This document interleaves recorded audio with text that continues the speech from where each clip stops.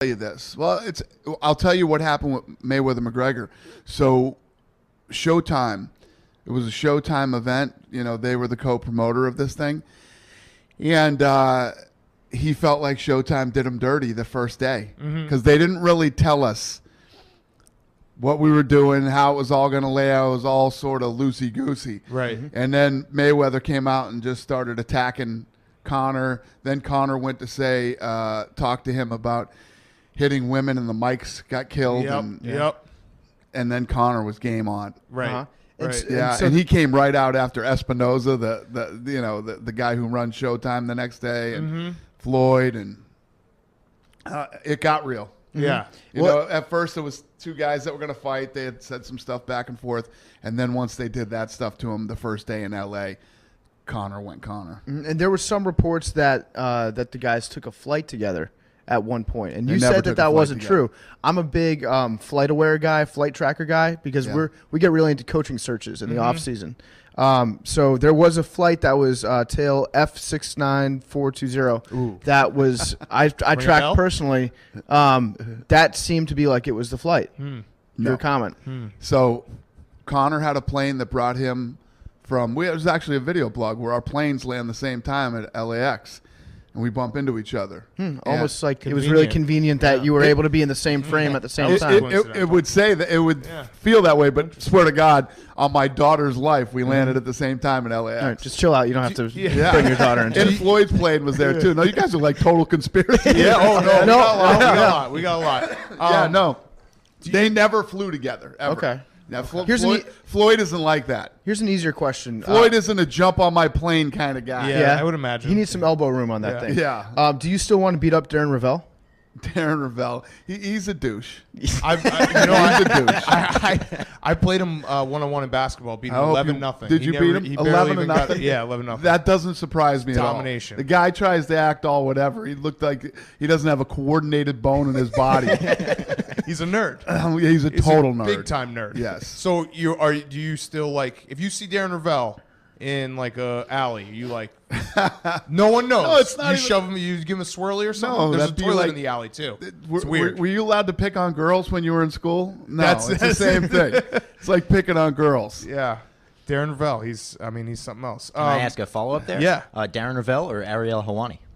Ravel more than Helwani, to be honest with you. Helwani is just, that's a whole nother level. He's a goof. He's a clown. Ooh, what about our friend? We have we're personal friends with Stitch Duran. Yeah, no, Stitch and I came up together. Yeah. You know, we came up together, and he got a little nutty and lost his mind. But, hey, I'm sure he's doing fine. Yeah, he is. He actually is. We saw him before the Mayweather-McGregor fight. You talked about McGregor kind of going off in, like, the press conferences and stuff. Do you ever get nervous that he's going to, like, go totally rogue? And he kind of has at some points. Has. You know, he obviously, totally has. you know, saying that he retires from everything. I don't ever worry about retiring. You never ever worry like he actually is going to walk away? Anybody who wants to walk away should walk away. Right. Including Conor. Everybody. Right. Everybody who says, I want to retire, should retire in this sport.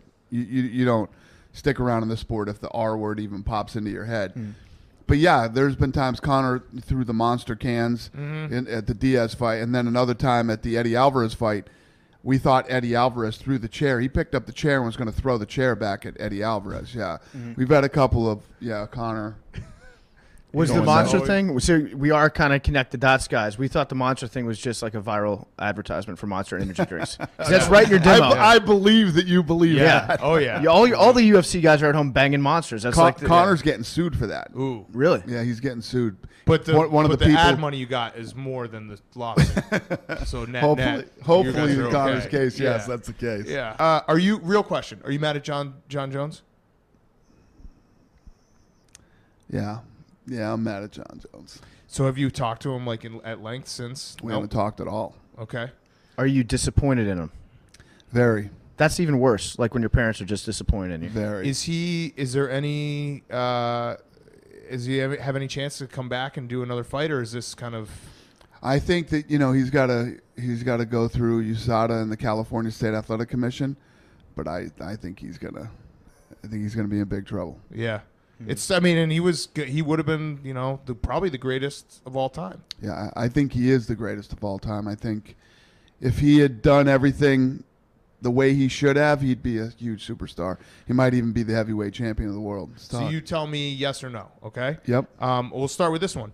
John Jones, Brock Lesnar, steroids are legal. Ooh. People want to see that. John Yes. Jones, Brock Lesnar, steroids are are legal. Maybe we'll fight on like a ship or something. Right. We'll like international waters. Yeah. Maybe? That'd be fun. Okay. It's not a bad idea. All right. What about you versus Darren Ravel, and Ravel gets Oh. like a low grade taser?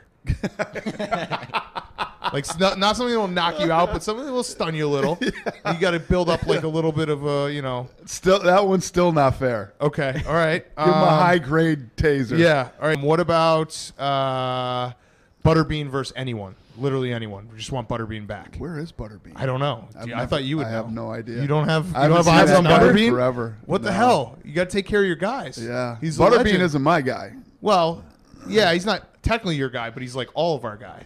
Like Butterbean's a royal. national treasure kind of thing. You know what I mean? What Like, about- we collectively have to watch out for Butterbean. What if you just had like Brock Lesnar against the head of USADA? Against that. Just some nerd in a lab coat, and just let Brock Lesnar just go to town on him. Yeah. Just, but the USADA guy has like all his piss on him, so he can like throw like deadly piss on Yeah. Lesnar. Okay. I think these are some good ideas. I got one last one. Steven Seagal versus like 15 like real beta male liberal like limp dick guys who are like, no, we don't want Did to you fight see you. that George Foreman just called him out? Did he? Oh, yeah, so I then did see George that. Foreman just versus called out Seagal. Steven Seagal. Make do it that. happen. That's a Make- fun one. You're a Trust dream- me, you're a I rainmaker. would love to make that one up. Okay. Saw on TV this morning, somebody made you go through your text messages because they were like drilling in on you to see if you were going to let McGregor fight in WrestleMania. Yeah. And so you had texts with Vince McMahon. Would you let McGregor fight in WrestleMania if he wanted to? Yes. Ooh. Okay. Okay. But as of now, that's not your texts say that's not on the table. Yeah. So the story was out there that he was going to be in the WrestleMania. It's not true. When you have the New York Post writing shit that's not true, and the LA Times and things like that, it's a little irritating. yeah. On both sides. you know? I would imagine. Would you let Vince write you into like a plot line? No, I wouldn't do that. Really? No. That's a good answer, because then when you do, we're like, it's real, it's not fake. Everything we thinking do is real. The Ultimate Fighter, our reality show is very real. All right, so I actually have a question kind of along those lines. The big fights that you guys have had recently. So you had CM Punk, which felt like kind of a sideshow when you watched it and saw him get beat up pretty quickly. The Mayweather McGregor fight was huge numbers. Brock Lesnar or John Jones would have happened if John Jones didn't have this. Are you worried at all about the UFC? Because the UFC's draw has always been that the best guy can get up there and win, and it's just kind of like it's a process of elimination. Like this guy, if he just stays the course and keeps fighting, he'll win this division. Now the mega fights are there and the big paydays are there. So do you think that kind of undermines it a little? What you guys have been? No. I mean, the way that we've always done it is the best always fight the best, From the time you come into the UFC, if we think you're a guy who has the potential to get somewhere. Normally in boxing, the way they would do it is they would feed guys to that guy. Mm-hmm. We do the exact opposite. We put you in against the best in the world, and if you really are the best, you rise to the top. But when the fights come that are big money fights, it's like, how could I deny Conor McGregor Right. that opportunity to make that kind of money?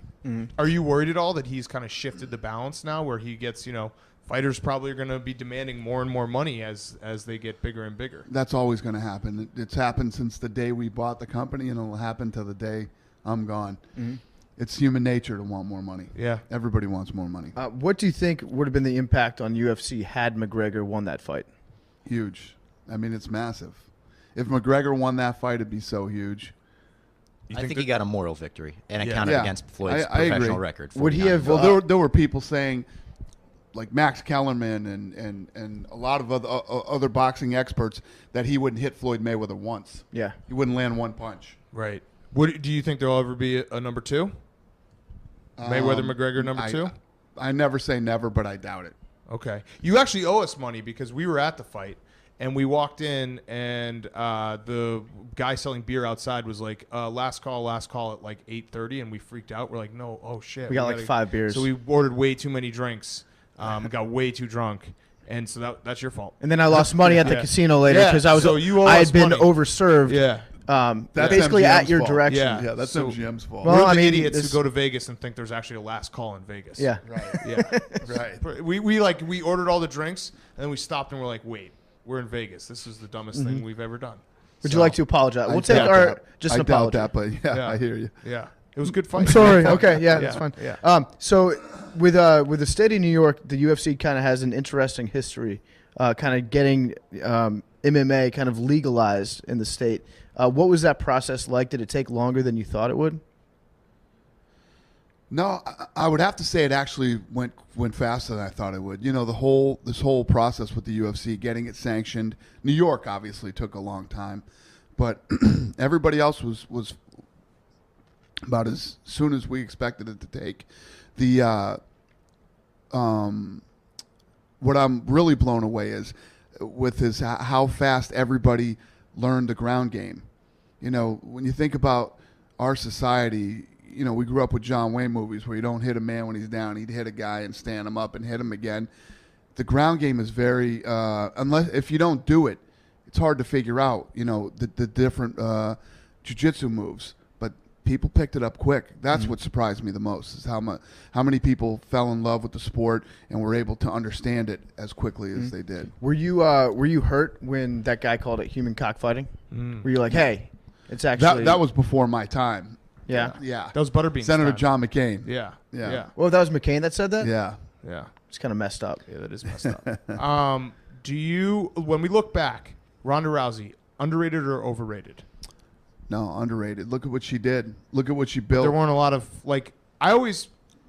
it's kind of like if Babe Ruth had to face like Pedro Martinez, like if those eras like somehow combined very quickly because But she started it. Right, but She then started it all. You had such a dominant female fighter, and she was so badass, and she spoke well, and she was pretty. That whole combination of what she was is what built the women's mixed martial arts.